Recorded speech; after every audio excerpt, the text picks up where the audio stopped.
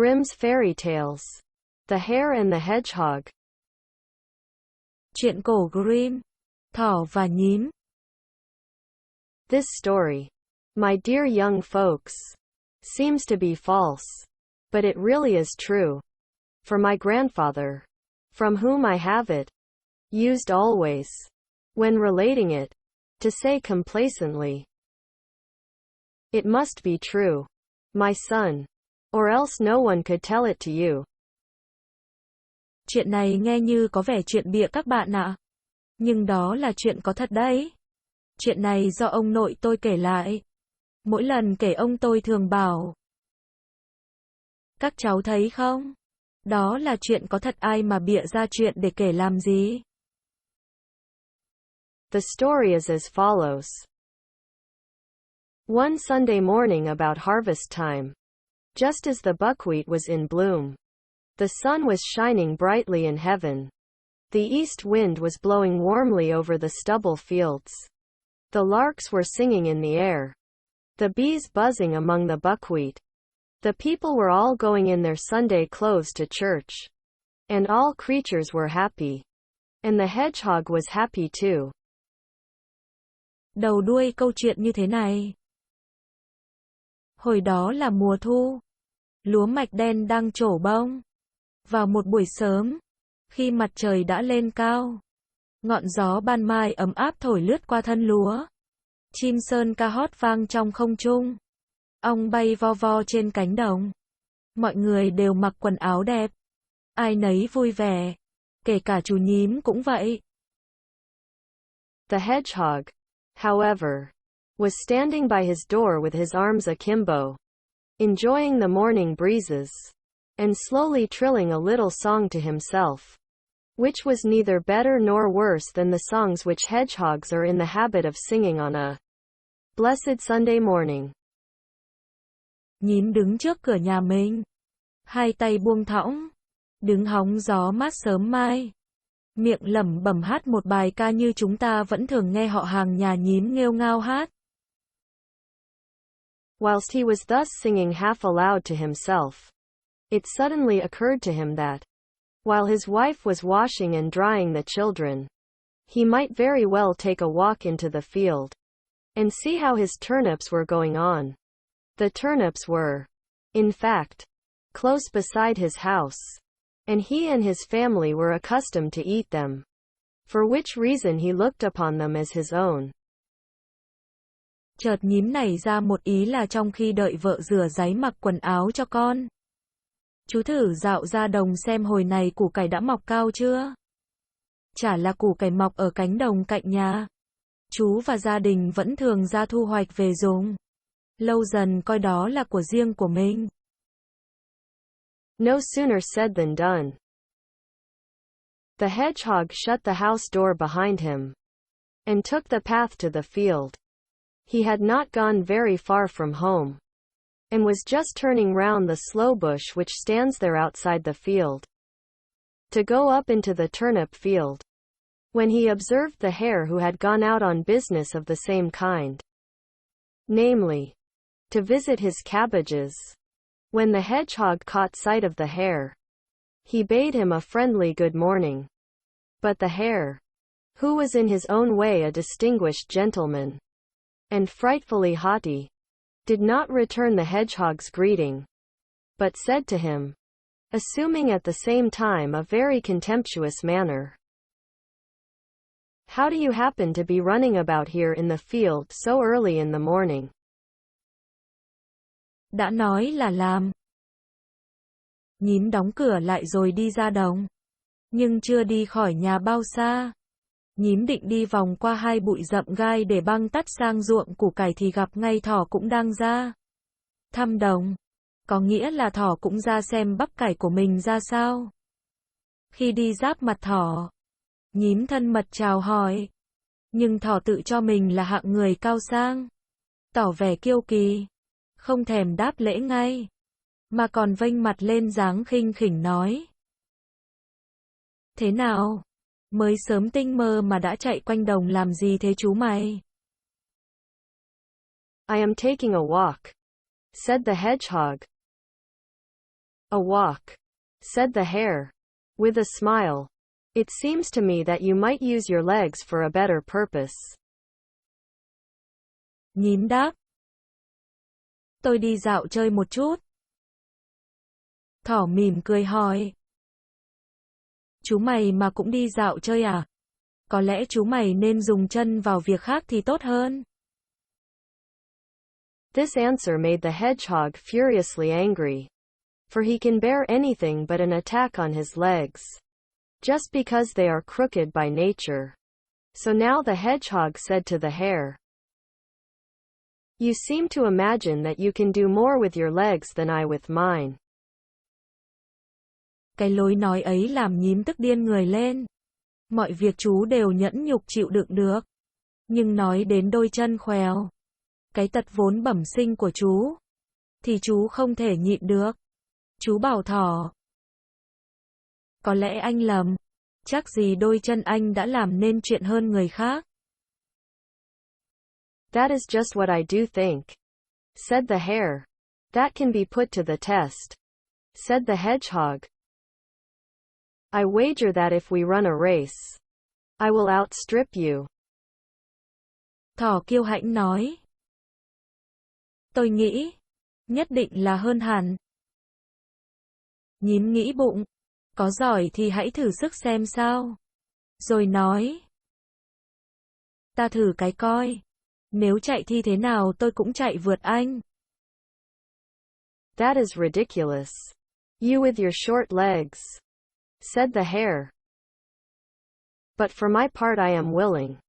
If you have such a monstrous fancy for it, what shall we wager? A golden Louis d'or and a bottle of brandy, said the hedgehog. Done, said the hare. Shake hands on it. And then we may as well come off at once. Thỏ cười nhạo. Thật là nực cười chưa? Chú với đôi chân khèo ấy à? Thôi được. Chú muốn thế cũng được. Nếu chú cao hứng. Thế cuộc cái gì nào? Nhím nói. Một bình sữa. Thỏ hồ hởi. Được.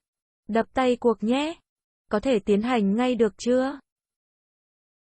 Nay, said the hedgehog. There is no such great hurry. I am still fasting. I will go home first. And have a little breakfast. In half an hour I will be back again at this place. Nhím nói. Chưa. Làm gì mà vội vã thế? Bụng tôi đang đói cồn cào. Trước tiên phải về nhà. Ăn chút lót dạ cái đã.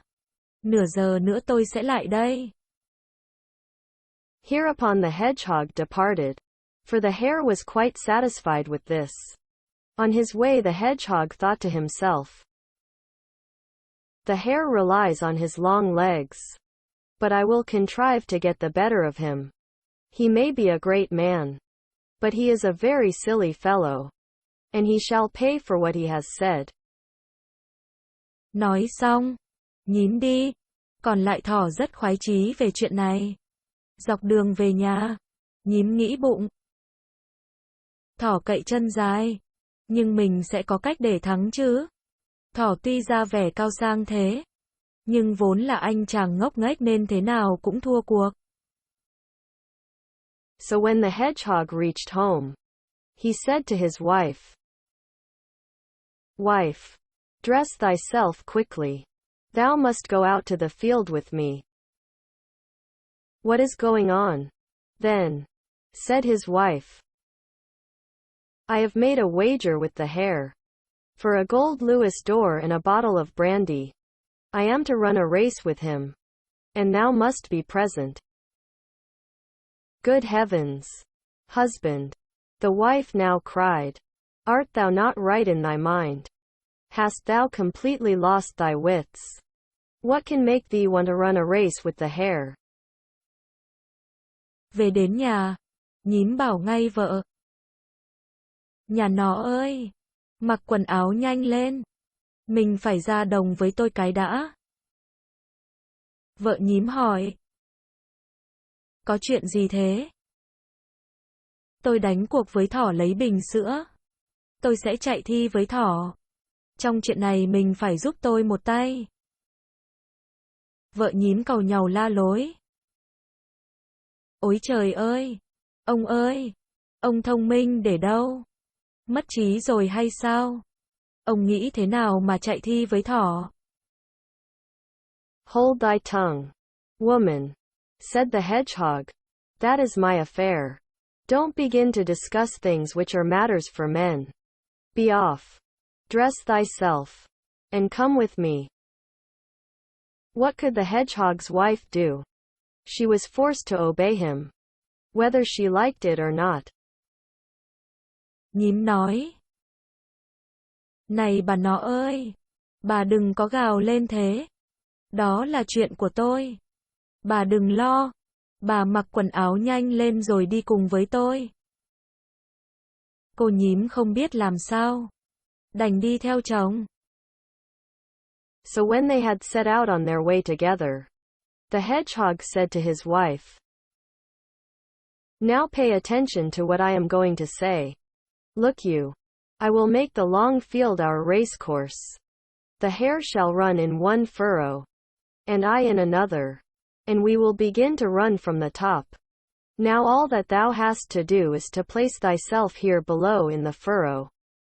And when the hare arrives at the end of the furrow, on the other side of thee, thou must cry out to him, I am here already. Dọc đường nhím bảo vợ. Lưu ý nghe tôi nói nhé. Có nhìn thấy cánh đồng lớn kia không? Chúng tôi sẽ chạy trên cánh đồng ấy. Thỏ sẽ chạy trong một luống. Tôi trong một luống khác. Mà chúng tôi sẽ bắt đầu chạy từ trên xuống. Nhà chỉ việc đứng đây. Chỗ cuối luống này. Khi thỏ chạy từ phía kia tới thì nhà chỉ việc kêu lên gọi. Tôi ở đây rồi.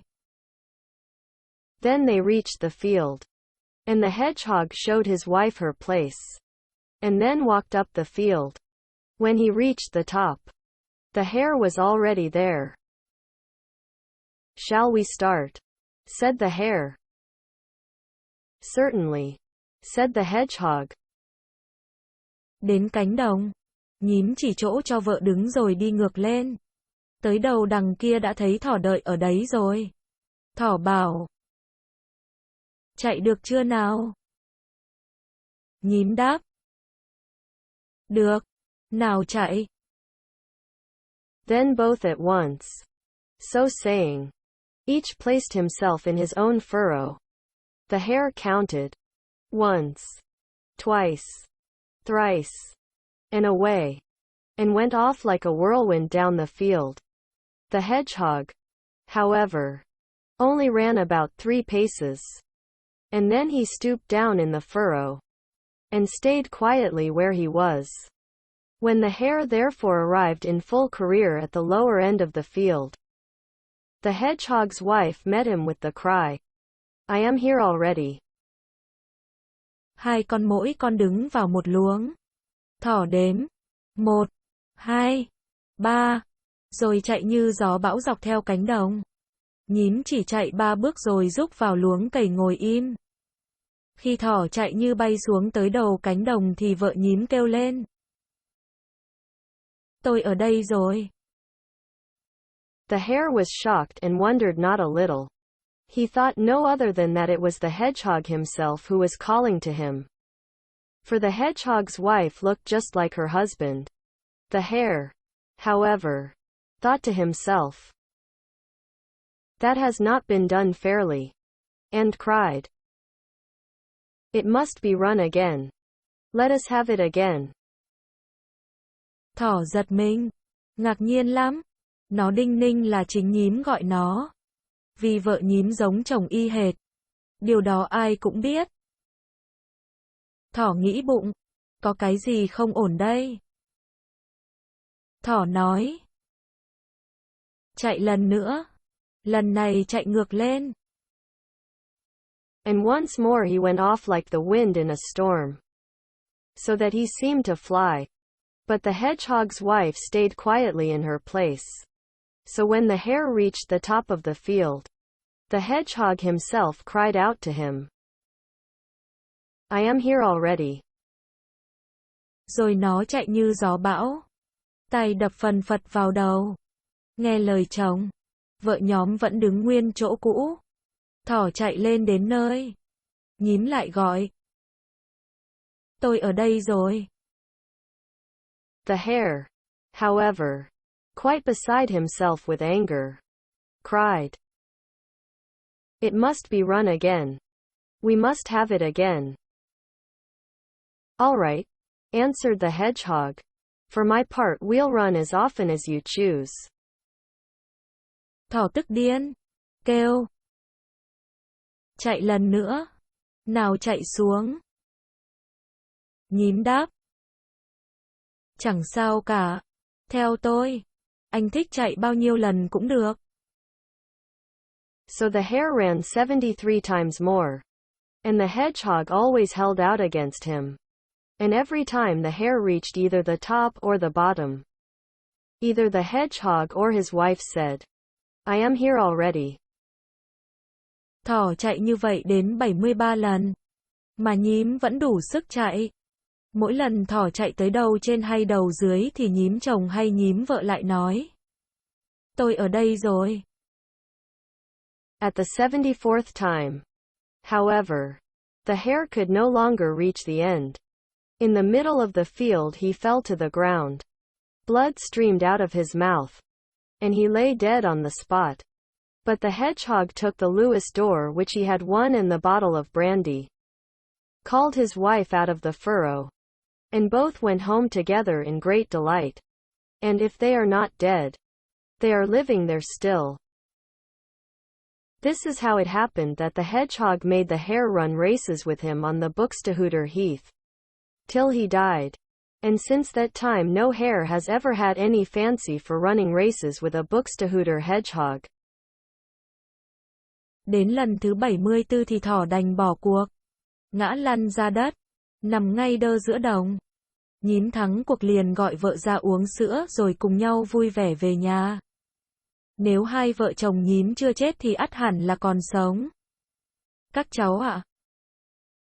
Như vậy là ở cánh đồng Buxtehude, nhím đã thắng thỏ trong cuộc chạy thi và từ đó không có con thỏ nào nghĩ đến chuyện chạy thi với loài nhím Buxtehude nữa.